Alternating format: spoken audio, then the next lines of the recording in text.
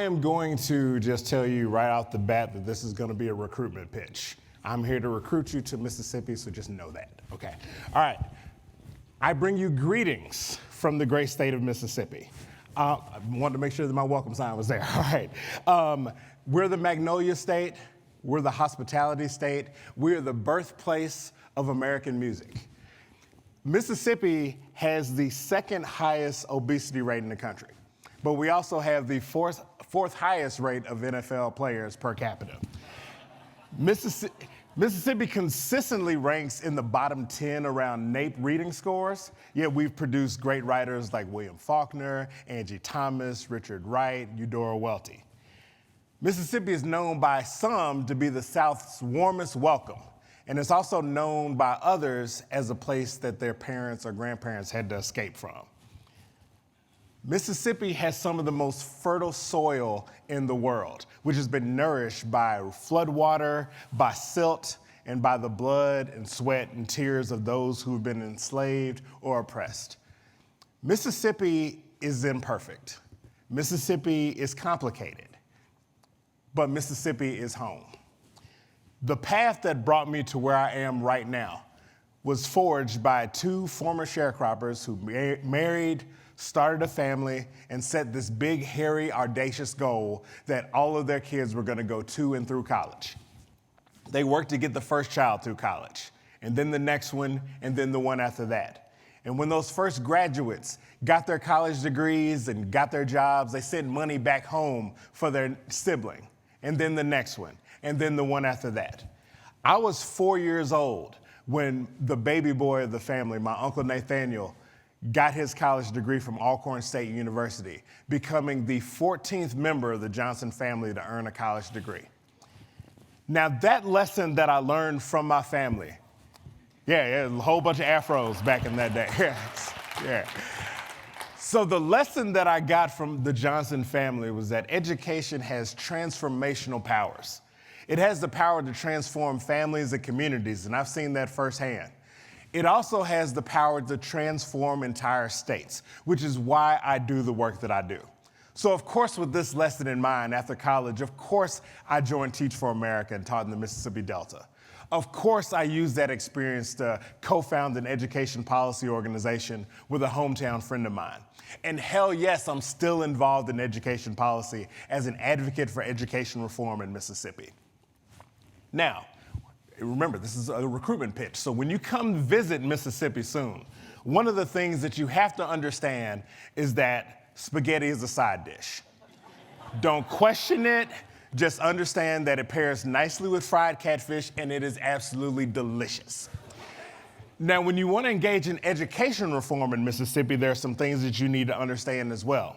First, you must understand that Mississippi is unique because we have the racial disparities often found in urban areas with the education delivery challenges that you find in rural areas. Think of Detroit, stretched across hundreds of miles with a lot of cotton farms and fields and cotton fields in the middle of it. The second thing that you must understand is that Mississippi is a place with limited resources. We're short on financial resources because there aren't a lot of large in-state foundations that are investing in education reform. We're also short on human resources because, unfortunately, there are a lot of people who still feel that Mississippi is a place to escape from. Lastly, you must understand that the legacy of Jim Crow is something that shadows everything that we talk about in education. From the way we talk about public schools to white flight private academies to education funding issues, even if we talk about the mistrust that's often found around racial and party lines. So that's something to keep in mind because that has set the stage for all the work that we've done over the past 10 years.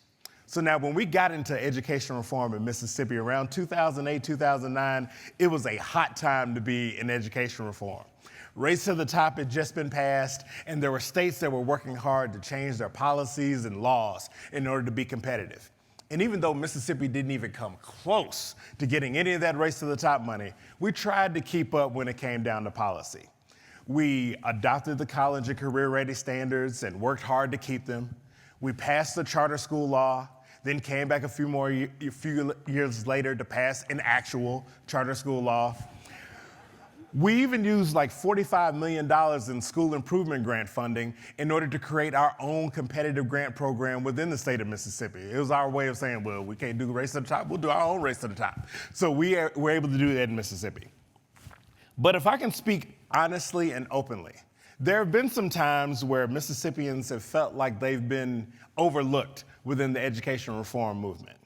We felt overlooked when we saw the recommendations for turning around our lowest performing schools.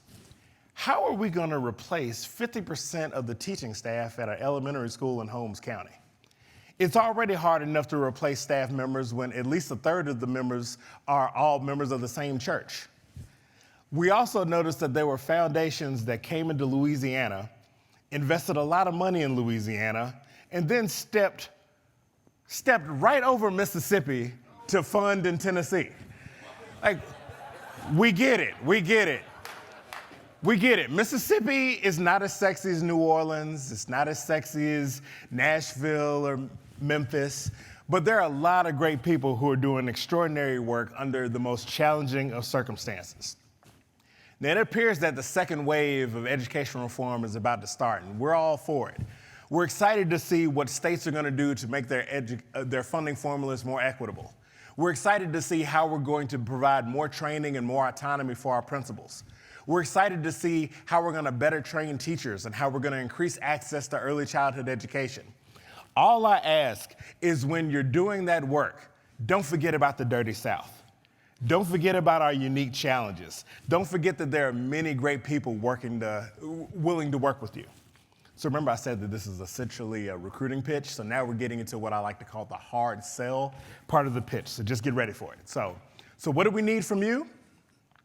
I need every last one of you to move to the state of Mississippi. I mean, every last one of you to move to the state of Mississippi. There's a lot of work that needs to be done. You know how some people say that Virginia is for lovers? I think Mississippi is for builders. Mississippi is for people who want to come in, build something that has never been built in the community, and produce transformational results. Now, the clicker, like this is what's gonna really clinch it here. This house right here is in Clarksdale, Mississippi. It has 7 bedrooms, it has a ballroom on the side of it, and it is available to you right now for less than $400,000. Yes. And I know the folks who own this house, and I guarantee you could probably talk them down to below $300,000.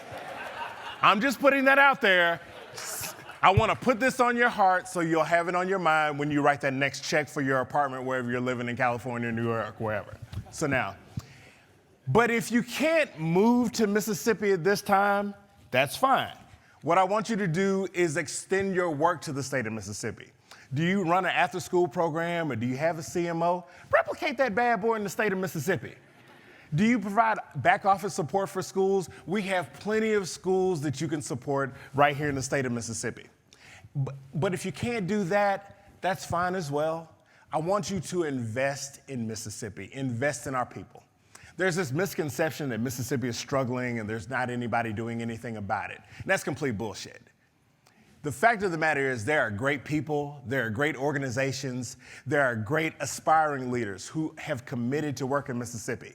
They have the vision, they have the passion, but they may not have all the skills, or they may not have all the resources needed to actually start what they want to do.